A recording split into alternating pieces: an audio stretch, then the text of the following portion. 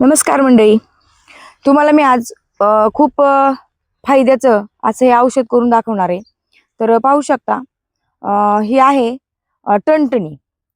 तर बघा मंडळी, आमच्याकडे तर ह्याला टणटणी म्हणतात. ही ना बांधावरती येते बघा.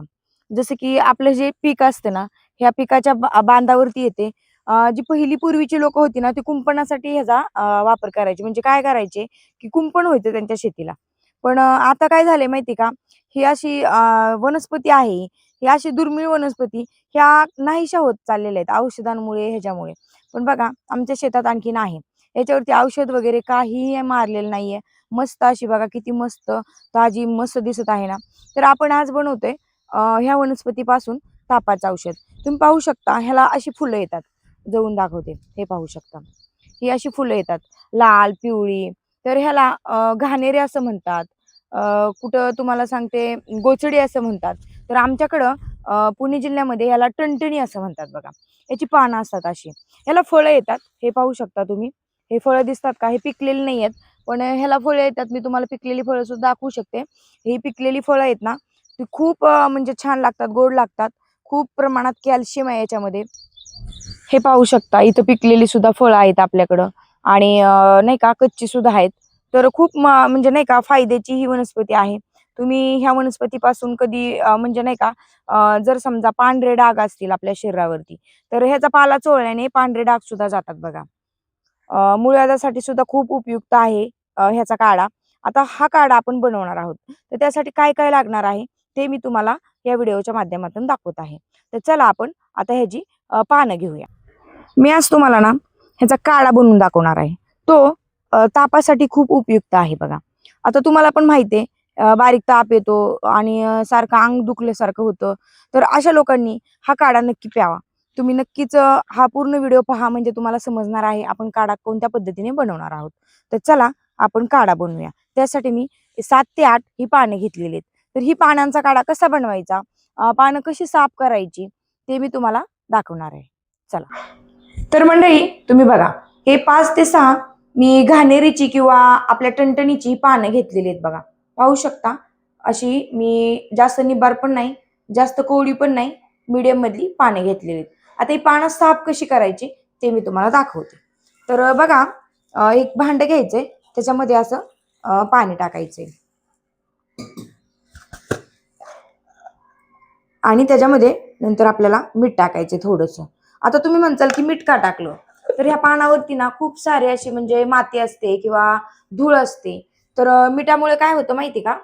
ही धूळ आणि हे निघून जातं आणि एकदम क्लीन होतं बघा. पाहू शकता तुम्ही. असं धुवून घ्यायचं. व्यवस्थित असं धुवून घ्यायचं. आणि हे 4 ते 5 पाण्याने चांगली धुवून घ्यायच्यात पानं आपल्याला. एकदाच धुवायची नाही, थोडं मीठ टाकायचं, धुवून घ्यायची. असे 4 ते 5 पाण्याने आपल्याला ही चांगली पानं धुवून घ्यायची.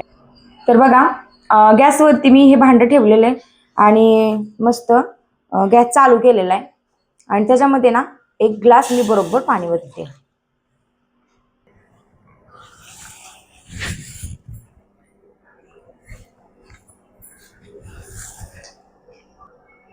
तर बघा, पाणी कसं मस्त उकळलेलं आहे आपलं.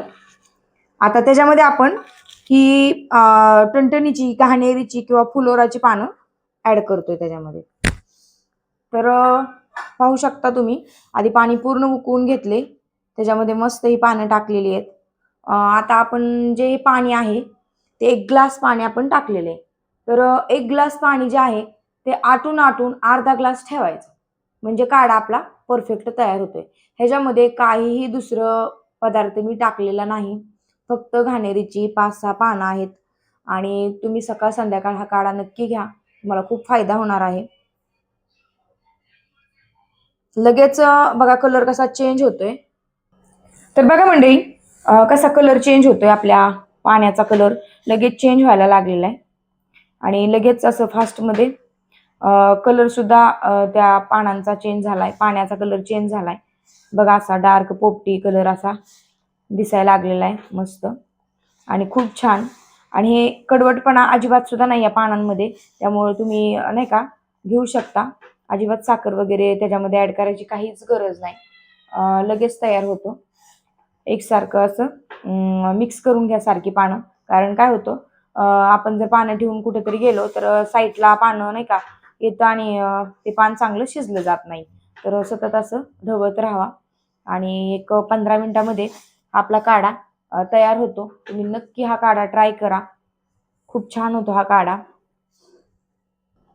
तर मंडळी बघा, पानं पूर्ण शिजलेली आहे ती आणि आपला जो 1 ग्लास पाण्याचा होता तो अर्धा ग्लास पाणी राहिलेले तुम्ही पाहू शकता. आता हा आपला काढा तयार झालेला आहे. मी गॅस बंद करून घेते आणि हा काढा ना पूर्ण गार होऊन द्यायचा, नंतर घ्यायचा आहे आणि हा शोधून घ्या गाळणीच्या मदत. चला आपण आता ही शोधून घेऊ. तर पाहू शकता हा आपला काढा अर्धा ग्लास तयार झालेला आहे.